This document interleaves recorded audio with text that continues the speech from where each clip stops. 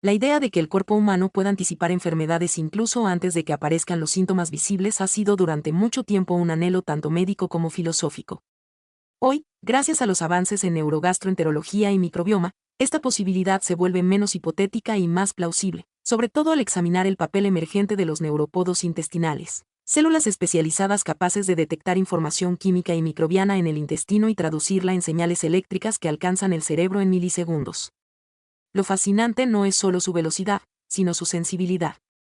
Y la pregunta empieza a plantearse con más seriedad: ¿podrían estas células sensoriales del intestino actuar como un sistema de alerta temprana, incluso antes de que se manifieste una fiebre, una molestia o una alteración clínica en una analítica? La lógica biológica apunta a que sí. El epitelio intestinal es la frontera más extensa y dinámica entre el cuerpo y el mundo exterior, un tubo revestido por millones de células expuestas a alimentos, toxinas, bacterias y virus. Los neurópodos, descubiertos apenas en la última década, son células enteroendocrinas modificadas que no solo secretan hormonas, sino que establecen sinapsis directas con fibras nerviosas, especialmente del nervio vago. Esto significa que pueden transmitir información sensorial al cerebro antes de que ésta sea registrada por otras vías más lentas, como el sistema inmunológico. Y lo que es más importante, pueden hacerlo de forma muy específica, ya que detectan con precisión metabolitos, productos bacterianos como lipopolisacáridos, toxinas, pH, inflamación local o incluso mutaciones celulares. Cuando se produce un desequilibrio sutil en la microbiota, como ocurre en fases muy tempranas de una infección, una inflamación incipiente o incluso una transformación tumoral localizada, los neurópodos podrían ser los primeros en captar ese cambio químico o metabólico.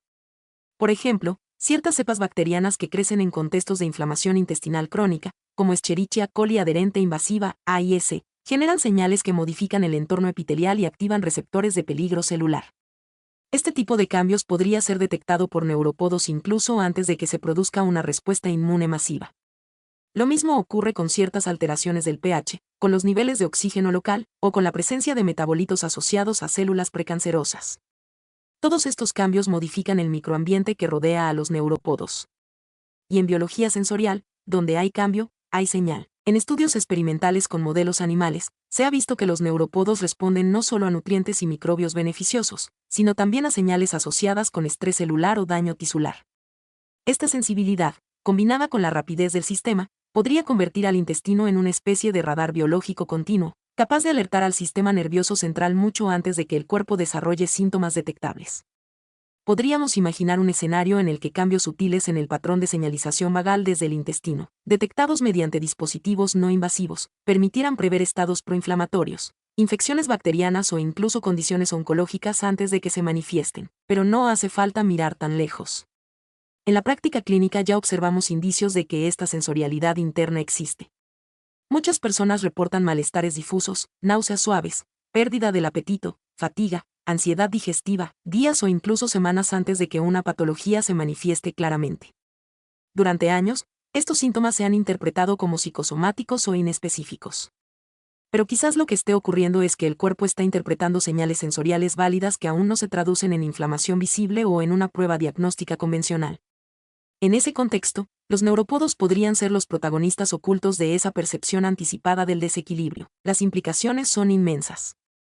Si pudiéramos identificar patrones específicos de activación neuropódica asociados con estados precoces de enfermedad, podríamos desarrollar sensores basados en esta señalización, creando una especie de biosensor interno que combine la detección nerviosa con inteligencia artificial para interpretar microcambios eléctricos en el nervio vago.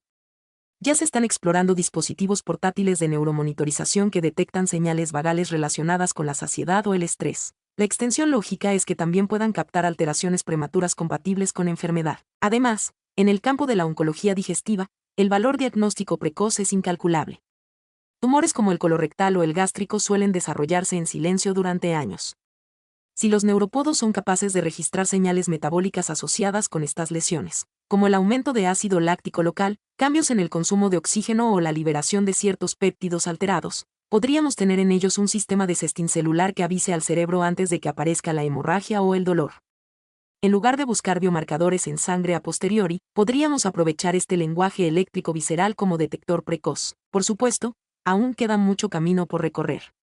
Aislamos neurópodos, registramos su actividad en laboratorio, pero falta traducir eso en herramientas clínicas prácticas y escalables. Aún así, la dirección es prometedora.